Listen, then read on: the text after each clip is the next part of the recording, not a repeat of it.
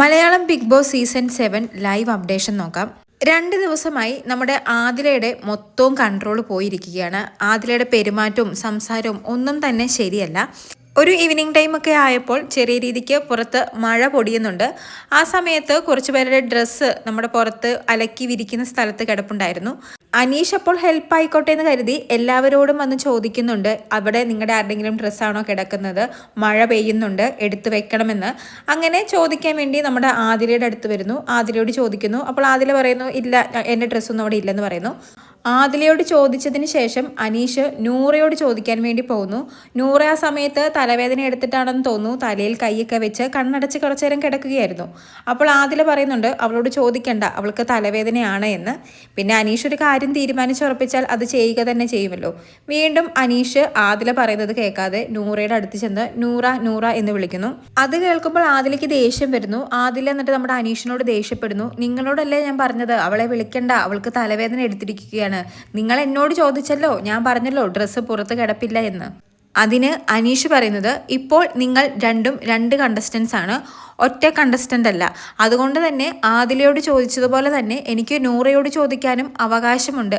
അതുകൊണ്ടാണ് നൂറയോട് ചോദിക്കാൻ പോയതെന്ന്. ഇതെല്ലാം പറഞ്ഞ് അനീഷ് വീണ്ടും തിരിഞ്ഞ് നൂറയുടെ അടുത്തേക്ക് പോകുമ്പോഴേക്കും നമ്മുടെ ആദില അനീഷിനെ മണ്ടൻ എന്ന് വിളിക്കുന്നു. അത് നമ്മുടെ അനീഷ് കേൾക്കുന്നു. അനീഷ് തിരിച്ചു വന്നിട്ട് ആദിലയോട് ചോദിക്കുന്നത്, മണ്ടൻ അതിൻ്റെ അർത്ഥം എന്താണെന്ന് അറിയുമോ? ആദിലയ്ക്ക് ഇത് പറയാനുള്ള എന്ത് ക്വാളിറ്റിയാണുള്ളത്? ആദില പെർഫെക്റ്റ് ആണോ? അപ്പോൾ ആദില പറയുന്നത്, മണ്ടൻ്റെ അർത്ഥമൊക്കെ എനിക്കറിയാം, എൻ്റെ മുമ്പിൽ ഇങ്ങനെ നിൽക്കുമല്ലേ, പിന്നെ നിങ്ങളെപ്പോലെ ഒരു സാധനത്തിനെ ചേട്ട എന്ന് വിളിച്ചതാണ് ഞാൻ കാണിച്ച മണ്ടത്തരം. അതും കൂടി കേൾക്കുമ്പോൾ നമ്മുടെ അനീഷിനും ദേഷ്യം വരുന്നു. അനീഷ് പറയുന്നത്, എല്ലാം തികഞ്ഞിരിക്കുകയാണ് ആദിലയെങ്കിൽ എന്നെ മണ്ടാന്ന് വിളിക്കാം, ഇനിയും വിളിച്ചോളൂ, എനിക്ക് കുഴപ്പമൊന്നുമില്ല എന്ന്. ഈ സമയത്ത് നമ്മുടെ ആദിലയുടെ അടുത്ത് സാബുമാനുണ്ട്. അപ്പോൾ സാബുമാൻ ഉടനെ അതിൽ കയറി ഇടപെടും. കാരണം അനീഷും ദേഷ്യത്തിലിരിക്കുകയാണ്, ആദിലയും ദേഷ്യത്തിലിരിക്കുകയാണ്. ഉടനെ സാബുമാൻ അനീഷിനോട് പറയും, ആദിലയുടെ മൂഡ് ശരിയല്ല, അതുകൊണ്ടാണ്, ചേട്ടനൊന്ന് വിട്ടേക്ക്. സാബുമാൻ ഉദ്ദേശിച്ചത് ക്യാപ്റ്റൻസി ടാസ്കിൽ തോറ്റുപോയത് കൊണ്ട് ആദിലയുടെ മൂഡ് ശരിയല്ല എന്നാണ്. അപ്പോൾ നമ്മുടെ അനീഷ് ചോദിക്കുന്നത്, ആദിലയ്ക്ക് എന്നോട് എന്തെങ്കിലും സീരിയസ് ഇഷ്യൂ ഉണ്ടോ? എപ്പോഴും എന്നോട് റൂഡായിട്ടാണ് പെരുമാറുന്നത് എന്നാണ്. എന്നാൽ അതിന് ആദില വലിയ ഉത്തരമൊന്നും പറയുന്നില്ല. പക്ഷേ അനീഷ് ആ ചോദിച്ച ചോദ്യം ഒരു ശരിയായിട്ടാണ് എനിക്ക് തോന്നിയത്.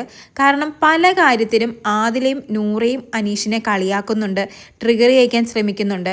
ഇന്ന് രാവിലെ പോലും അനീഷ് പലതവണ ആദിലയോട് പറഞ്ഞിരുന്നു, നമുക്കൊരു ഗ്രൂപ്പ് മീറ്റിംഗ് നടത്തണം. അതായത് ഫ്ലോർ ടീമിലാണ് അനീഷും ആദിലയും, ആദിലയാണ് ഫ്ലോർ ടീമിൻ്റെ ക്യാപ്റ്റനും.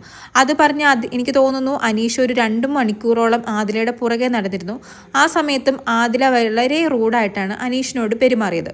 ഇപ്പോഴും ഒരു കാര്യവുമില്ലാതെയാണ് അനീഷിനെ മണ്ടൻ എന്ന് വിളിച്ചിരിക്കുന്നത്. അതുകൊണ്ട് തന്നെ അനീഷ് ആ ചോദ്യം ശരിയായിട്ട് തോന്നി. കാരണം ആദിലയ്ക്ക് എന്തോ ഒരു സീരിയസ് ഇഷ്യൂ അനീഷായിട്ടുള്ളതുപോലെയാണ് ആദിലയുടെ പെരുമാറ്റം കാണുമ്പോൾ നമുക്ക് തോന്നുന്നത്. എന്തായാലും കൂടുതൽ ലൈവ് അപ്ഡേറ്റുകളുമായി വീണ്ടും വരാം.